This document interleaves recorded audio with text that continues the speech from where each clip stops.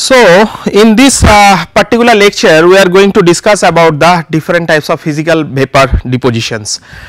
In the last slides or maybe the last lecture we have seen that there are several types of different deposition techniques or maybe the surface modification techniques which we have already discussed, but in this particular lecture we are going to discuss only about the physical vapor deposition in details. So, first before going to start that let us know that what is the PVD or maybe the in physical vapor deposition method actually tells us. So, it is a one kind of methods by which physical ejection of materials as atoms or molecules and condensation and nucleation of these atoms onto a substrate. That means from this particular line we can get that we are having certain kind of base or maybe that certain kind of materials we are agitating by maybe some laser or maybe some electron beam or maybe some current or maybe some thermal, and that is releasing some kind of atoms or maybe the molecules or maybe the some kind of plasma materials, and then we are using certain kind of vapor gases maybe or may not be, then that materials or maybe that ions and that molecules can deposit onto the substrate which we are going to modify. So, in a basic terms just simply we are doing the coating by using any kind of atoms or molecules or maybe the plasma into the vaporized conditions. The vapor phase material can consist of ions or plasma and is often chemically reacted with gases introduced into the vapor called reactive depositions to form a new compounds. So, from this particular line we can understand that whatever the gas we are introduced, maybe it can react with that ions or molecules or maybe it can simply the inert one to help the homogeneous coating of that particular material onto the substrate itself. Then this process can be applied to various kinds of materials like ceramics, polymers, metals, then alloys, composites, etc. So, here is the thing. Now, this is our material which we are going to substrate which we are going to modify, and this one or maybe that rather we can say it that as a substrate, and this is the metal ions or maybe some kind of materials which we are going to put on top of to our substrate. So, here we are keeping our materials, then either by giving the heating or maybe some kind of electron beam or maybe the laser beam or maybe some kind of other energy materials we are agitating these metal ions, so that these metal ions slowly it can deposit it onto the substrate itself. Then next slide we are going to discuss about the classifications of the PVD or maybe the physical vapor deposition process. So, there are several types of classifications are available in terms of that how we are going to modify those samples, how we are going to agitate the materials or maybe how we are going to do the coatings or maybe how what terms of energy just we are using to agitate those materials and do the coating over the substrate. So, first one is called the thermal evaporation methods, then electron beam or maybe the E-beam evaporation method, reactive or activated reactive electron beam evaporations, sputtering, filtered cathodic arc depositions, ion plating and pulsed laser deposition. So, here we can see that total 7 numbers of classifications are available regarding PVD method. So, first we will discuss into details about the thermal evaporations. So, what the thermal evaporation means? So, from the name itself you can understand that we are giving certain kind of heat to the source material so that it can agitate due to that temperature or maybe the heating, and then it can release the atoms or molecules, and directly that atoms and molecules can go onto the substrate and slowly it deposit onto top of that. So, here the beauty of this techniques is that it is totally the controllable one. So, whatever the thickness we are going to achieve, easily we can achieve those materials. So, a thermal evaporator uses an electric resistance heater to melt the source material and raise its vapor pressure to a useful range. So, sometimes we are using certain kind of heating element or maybe the heating coil, then that heating coil is giving a thermal environment by which your source is coming into the vapor form, and that vapor is depositing onto your substrate or maybe the metals or maybe the ceramics or maybe the polymers. Thermal energy is imparted to atoms in a liquid or solid source so that it can efficiently evaporate. Evaporation takes place in vacuum. Generally we are using the high vacuum, because otherwise what will happen if we do not use the vacuum or maybe we do not use certain kind of inert gases, maybe that vaporized materials can be reacted with the environmental oxygens or maybe the moisture, and it can form the newer materials or maybe the some unuseful materials. Evaporated particles can travel directly to the deposition target without colliding with the background gas. Films can also be co-evaporated using multiple sources. So, from this particular figure you can understand that we are having certain source over there, then we are doing first the degassing, we are having a coating onto the wall so that that heat cannot go outside. This is our substrate material on which we are going to do the coating. Then we are agitating these materials by means of any kind of heater or maybe the electrical coil, so that this can be form the vapor, and that vapor directly can deposit it onto the substrate itself. So, now from this we can see that there are several thermal evaporations according to the input energy. First one is called the direct resistive heating, then indirect resistive heating, inductive heating, and the laser ablations. So, as I already mentioned that there are different types of source of energy. It depends that how we are going to give the energy. Depending upon that we are doing the nomenclature of different heatings and different thermal evaporation methods. So, first we are going to discuss about the direct resistive heating. So, from this particular we can understand that we are giving the direct heat onto the source material itself. So, evaporation materials direct evaporated by high electric current. So, we are giving a high electric current, it is a coil. So, we are giving a high electric current onto the source material by which it is coming into the vapor form. So, these materials can be in the shape of wire or rods. It is limited to few materials like carbon, chromium, iron, molybdenum, nickel, palladium, ruthenium, titanium, aluminum, etc. Then next one, it is coming about the indirect resistive heating. So, in this particular case we are using certain kind of materials which is known as a boat. It is nothing but the made of by any kind of ceramic materials which can withstand the higher temperature too. It is like a small bowl type of materials which is known as a boat. Then some kind of spiral wire or maybe the ribbon or maybe the crucible, which is means universally used in everywhere. So, in this particular case you can understand that we are putting the crucible over here, then directly we are using certain kind of indirect heat onto those source materials so that it can directly vaporize and that vapor can deposit onto your substrate.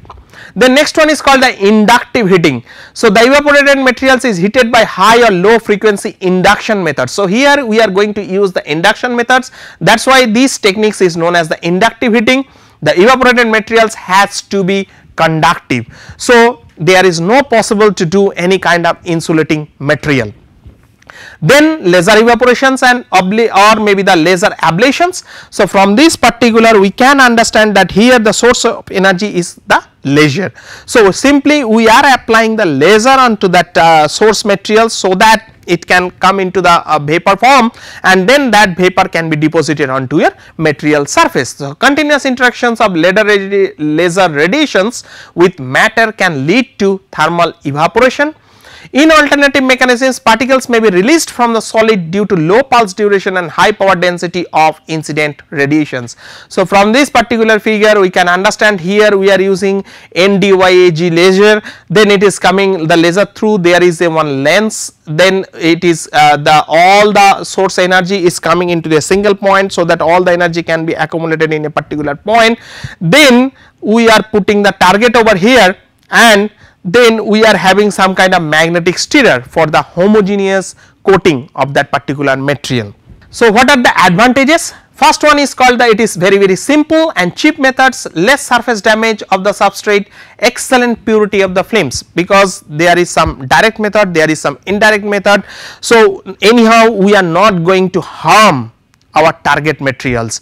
So, we are giving the energy to the source material, so that source materials can come into the vapor form and simply deposit onto your target material or maybe the substrate material.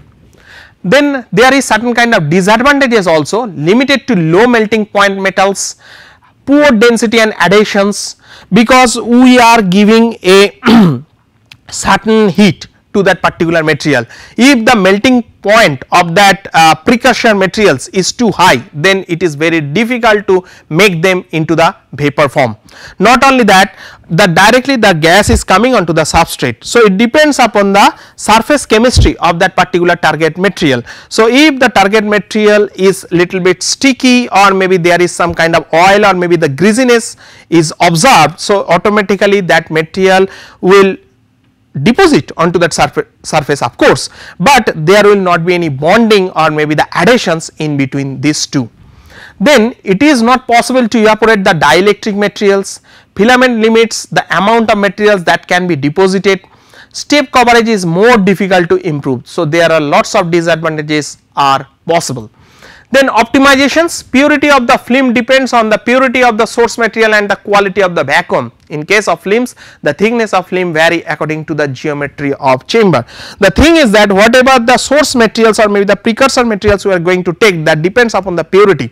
If that material itself impure, then with that material some impurity also come into the vapor form, and that will deposit onto the substrate. So, that we will not get the exact properties whatever we want.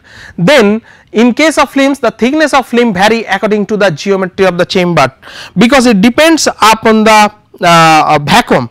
So, if the sample size will be more, then automatically the chamber size will be more accordingly, because we need certain constant vacuum for doing this kind of modifications.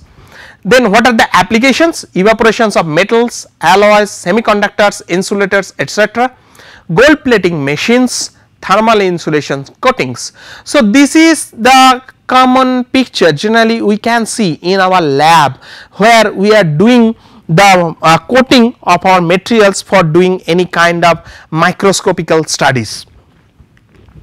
Then next one we are going to discuss about the electron beam evaporations. So, from the name itself we can understand that here we are using the electron, and then that electron we are bombarding onto the source materials or maybe the precursor materials, and then that precursor materials is releasing certain kind of ions or maybe the molecules or maybe the plasma, then that is directly depositing onto your base metals or maybe the substrate.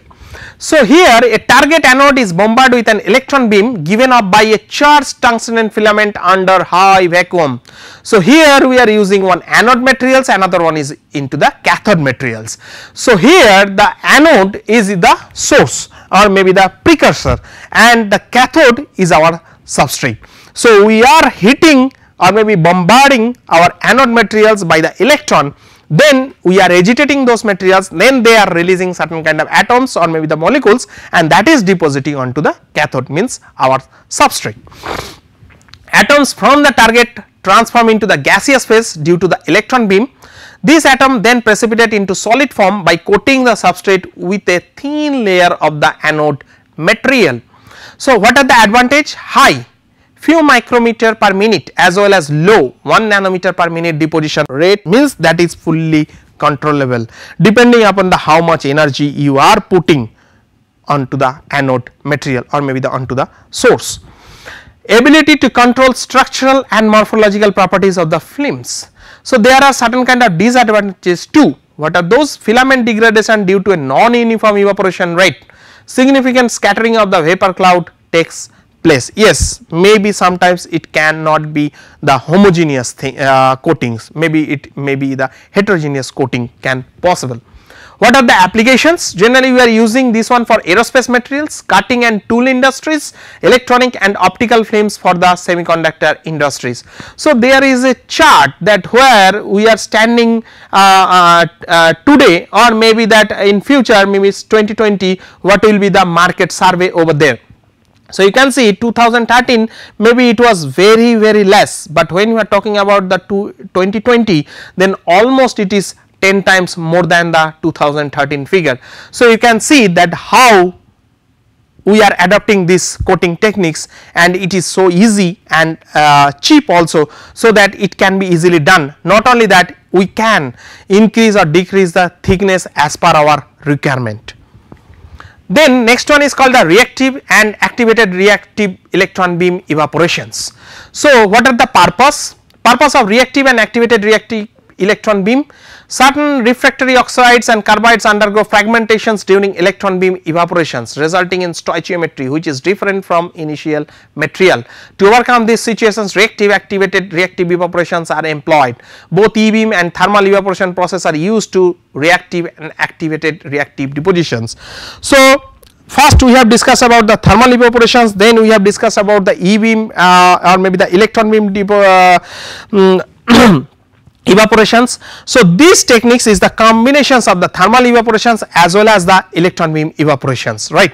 So when we are giving the material a high electron beam, it is giving a high energy to that material itself. So while it is that source material is going into the vapor form, maybe it can change its characteristics.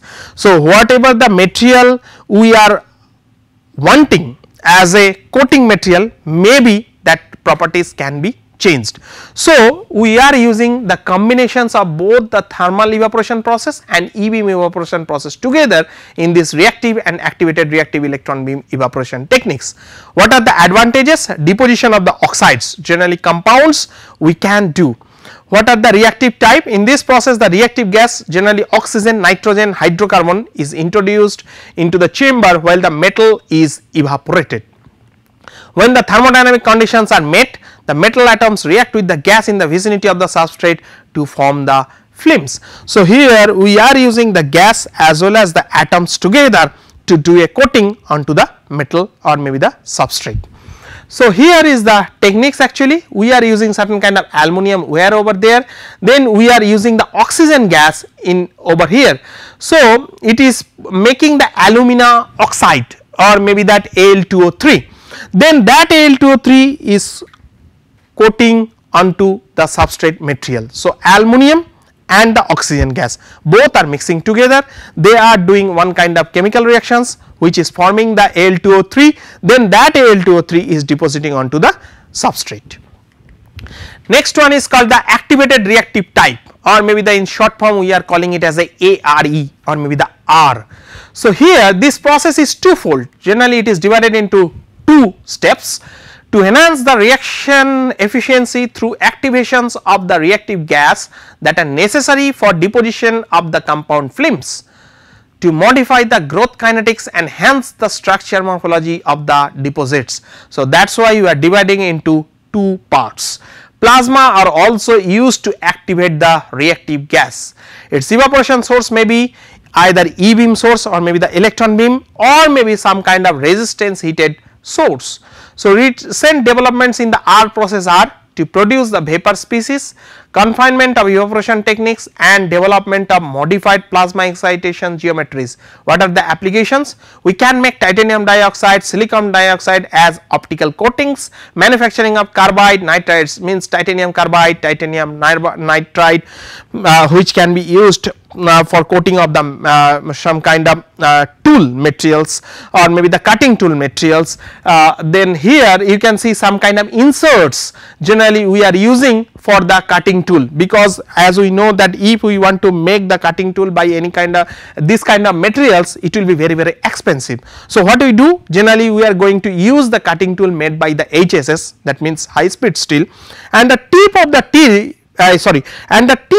tool can be changed easily, we are generally calling it as a inserts. So that material is made by the titanium carbide or maybe the titanium nitrides. So when it will be worn out, no need to change the whole tool, only you open the screws and take out that insert and put the new inserts over there. Next is called the sputtering. So it is a common methods or maybe that it is a easily available methods, and nowadays means we are extensively using this sputtering techniques everywhere. So steps for sputtering process: first you have to put a target material and a substrate is placed in a vacuum chamber. So this is your vacuum chamber where you are putting your substrate and then you are putting your target materials or maybe the source materials over there. Then you are using certain kind of plasma over there, a voltage is applied between the target and the substrate. So, there should be some kind of potential difference in between the cathode and in between the anode. So, a plasma is created by ionizing a sputtering gas, generally a chemically inert heavy gas like argon. So, here we are using the inert gas like argon, and then we are making this gas into the plasma form. Then that plasma actually it is depositing onto your substrate. So, atoms or molecules of the target material are ejected into a gas form or plasma due to the bombardment of the sputtering gas. Ejected target materials deposited onto the substrate itself. So, simply we are putting certain kind of potential difference in between the cathode and anode, then we are injecting certain kind of plasma over there, which is nothing but the directly coming from using the argon gases. Then that plasma is directly hitting onto your target materials or maybe the source materials. Then due to that some kind of atoms or molecules it is directly coming from the source materials and it is depositing onto the substrate materials. So, that is why it is called the sputtering techniques. So, for efficient momentum transfer, the atomic weight of the sputtering gas like argon, then neon, chromium, xenon should be close to the atomic weight of the target, otherwise it is little bit difficult. Then what are the advantages? Materials having high melting points can be easily sputtered. Films by sputtering have a better adhesions on the substrate than evaporated films. Disadvantages: inert sputtering gases are built into the growing film as impurities. So, it can create certain kind of impurities too, but if we see the overall, the sputtering techniques is good and it is cheap and it is less time consuming. So, now we are going to make certain kind of comparison in between the evaporations and the sputtering processes. So, evaporations generally we are using the low energy atom, it is 0.1 electron volt. Sputtering generally we are using the high energy atoms or maybe the ions, sometimes we are using, generally it is coming into the range of 1 to 10 electron volt. It is the denser film, smaller grain size and better adhesions, these all are the advantage over the sputtering techniques. Then for evaporation methods we are using the high vacuum, directional good for lift off, lower impurity is possible. Then in the sputtering techniques we can do it by the low vacuum too. So, poor directionally, better step coverage, gas atom implanted in the film. Here generally for the evaporations it is the point source. So, poor uniformity, here the sputtering is called the parallel plate source. If you remember into the last slide that we are using two parallel plates over there. So, the surface area or maybe the sample size can be bigger in that particular case, you can accommodate the bigger sample size too. Component evaporate at different rate, here the poor stoichiometry, here all components sputtered with the similar rate. So, whatever the thickness it is you are achieving, so it is the same or maybe the homogeneous throughout the whole surface of your source of your substrate material. So, it is maintain a constant stoichiometry over there. Next techniques we are going to discuss is called cathodic arc deposition methods. So, first we have to know that what is the cathodic arc deposition methods. So, an electric arc is used to vaporize the material from target cathode. Vaporized material then condense on a substrate forming a thin film. So, here you are using some cathode materials over there, then you are using the plasma, then that plasma ions, the arc is going to the cathode side and the metal ions it is going to the substrate side. So, here you are using some kind of potential difference by using some kind of power supply. So, you are using some kind of high potential difference in between your cathode and the anode material. So, cathodic arc takes a special place among PVD processes because of high ion densities. So, the techniques maybe it can be matched 90% with the other techniques, but here the density of the ions whatever we are getting is more than the other process. So, here arc vaporization occurs when a high current low voltage is passed through a source material placed between two electrodes, anode and cathode. This process produces extremely hard films, therefore, can be used for thin hard film, super hard coatings or nanocomposite coatings. It can be used to deposit metallic, ceramic and composite films. So, this techniques is more versatile than the others. Here we can use so many materials, we can use some kind of hard materials too. So, issues faced by the cathodic arc process: poor film quality, uniformity in thickness, poor arc control, poor repeatability and reliability for production processes, high maintenance. So, these all are the issues generally we can face while doing the cathodic arc deposition process. Next one is called the filtered cathodic arc deposition process. So, here from this name we can understand that this is the little bit modified versions of the previous one. So, here the filtered cathodic arc process is extensively used to deposit tribological and wear resistant thin films.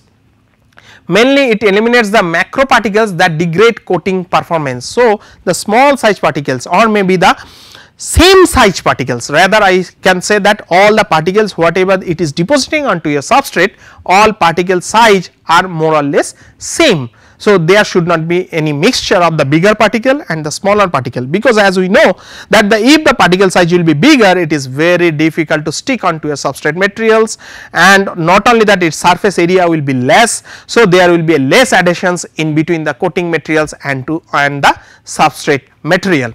So, here ejected particles are fed into a curved duct. So, you can see there is a duct over there.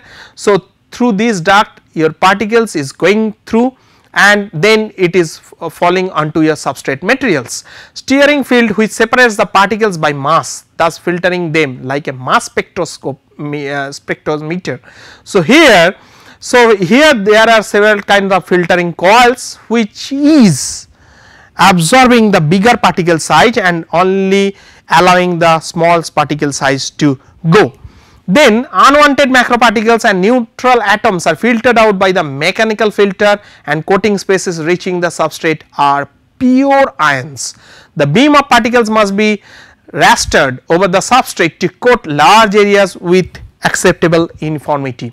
So, here this is actually the movable one, so that it can cover up the whole area if the sample size will be bigger also. Not only that, here the purity of the coating materials is almost 100%, and then it is very easy to take out the impurities from the coating materials too. Next one is called the ion plating.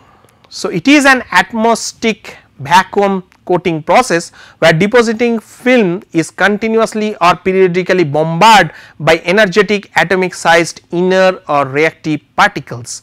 So, here we are not putting any kind of heat, we are not putting any kind of electron beam, we are not putting any kind of laser. So, here we are using certain kind of energetic atomic sized inner or maybe the reactive particles, we are bombarding onto the source materials, and then we are doing the coating onto our substrate. So, it is also called as ion assisted depositions IAD, or maybe the ion vapor deposition IVD. Activated reactive evaporations are processed with a negative bias on the substrate is called the reactive ion plating. So, it depends upon the source, how we are going to use different source. So, using the different source, it is having different nomenclature. The source of depositing atoms can be from vacuum evaporations, sputtering, arc vaporizations, or from a chemical vapor precursor. So, from this there is certain mechanisms are available. So, first one is called the surface preparations, then nucleations and interface formations, and the film growth. So, here the source of depositing atoms. So, first in the evaporation techniques you are having the substrate, you are using the certain kind of plasma, you are having the filament, then directly the material is depositing onto the substrate on top of the substrate. But here you are using certain kind of target materials. So, that target material is forming certain kind of plasma, that plasma can hit the target materials, then from here some kind of atoms or molecules directly go and it can deposit onto the substrate. And here directly you are making certain kind of plasma by the arc cathode method, and then that plasma itself is depositing onto your substrate materials. So, these all are the different techniques of the ion plating. First one is called the evaporation techniques, then sputtering techniques and the arc vaporization techniques. Next we are going to discuss about the different types of the ion plating process. So, first one is known as the plasma based ion plating. Bombarding species are generally accelerated ion form a plasma. Then vacuum based ion plating, bombarding species are accelerated ions from an ion source in vacuum chamber. So, now it actually divided into the whatever the environment we are going to use. So, if you are going to use the plasma environment, then that is known as the plasma based ion platings, and if you are going to use into the vacuum chamber or maybe the vacuum environment, then it is known as the vacuum based ion plating. So, what are the advantages? Compatible with any PVD physical vapor depositions and many CVD process, chemical vapor deposition processes, most advanced surface finishing process. This process makes the gold or other metal coating more durable, more wear resistance, higher brightness. Generally we are using some kind of sophisticated materials we are using for the ornaments or maybe any kind of plating techniques or maybe the methods. Possibility of high density films, excellent adhesion of films to the substrate, but there are certain kind of disadvantages too. Possibility of unwanted substrate heating introduced by the plasma bombardment, sometimes it becomes little bit expensive. Next one is called the pulsed laser depositions or maybe the PLD process. So, a high power pulsed laser is focused on the target which is ablated to form a plume of atoms, molecules and particles directly towards the substrate. It can work under controlled gas environment, both inert and the reactive gas. It depends upon which kind of material we are going to coat. Mechanisms of the PLD process. The mechanism of the PLD process can be expressed in 3 steps. First one is called the interaction of the laser beam and the target, plasma plume formations, nucleation and growth of the thin films. So, simple. Till now we are discussing about different types of heating element, maybe electrical coil or maybe certain kind of laser or maybe certain kind of electron beam. So, here first we are putting the laser beam directly onto the target itself, then it is creating certain kind of plasma, that plasma is directly depositing onto your substrate material. So, that is why it is called the pulsed laser depositions. Now, how you are going to control your laser depending upon that, whether it is pulsed means there will be any on or off mechanisms or maybe it will be the continuous one. So, it depends upon what type of source of energy you are going to use. Some factors that influence the deposition rate is called the target material, pulse energy of laser, distance from the target to the substrate, types of gas and pressure in chamber, oxygen, argon, etc.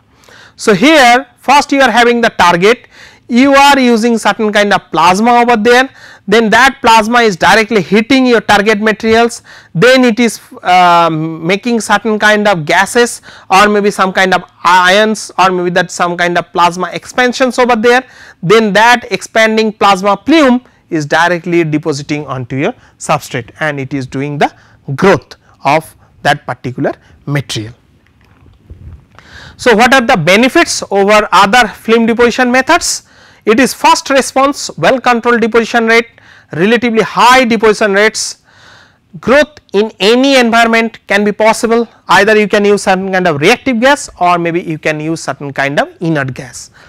Flexible, easy to implement, reproduce the composition of the target, used to deposit multilayer films, deposition of highly crystalline films, that means you can make the sandwich structure also. So, coating of one material, then top of that you are using another material, then top of that you are going to use another material. So, it depends upon as per our requirement. Then there is certain kind of disadvantages also, high defect of particulate concentrations, uneven coverage, not well suited for large scale film growth, PLD does not fit every applications. So, what are the applications? Dielectric and ferroelectric films we can make, optical and tribological coatings we can do, we can use it for the semiconductors, architectural structures, window glazing, vacuum wave coating, wear resistance coating. So, generally nowadays we are using onto the window, maybe car window or maybe that our household window, simply where at the time of raining that water particle is not sticking with the surface of that particular glass, or maybe certain kind of electrical materials, some kind of semiconducting materials we are using certain kind of cutting tools where we are doing the coatings by the PLD process. Then we are coming into our last slide of this particular lecture just to summarize of whole PVD process. So, in PVD chemical reactions are not involved except for reactive sputtering deposition. So, here directly we are making any kind of gas or maybe that vapor, then that is depositing onto the substrate. The main advantages of the PVD are controllable growth of thin film with high purity. As I told already, you can eliminate the impurities by using several kinds of methods, and not only that, you can use the controllable growth depending upon that how much energy you are going to put on your target materials or maybe the source materials. Ability to control structural and morphological properties of films. So, easily you can make the material from hydrophobic to hydrophilic, or not only that, you can make the material which can withstand with high temperature, or maybe it can be easily electrical conductive. So, whatever the properties you want, you can do it by these methods. Improvement in repeatability and reliability of the modified substrate. In most cases instruments are highly precise as well as cost effective. Modification techniques can be applied in various fields like manufacturing of semiconductor device, optical coatings, tribological coatings, aerospace industries. Here we have listed a very few, there are several applications are possible. Thank you.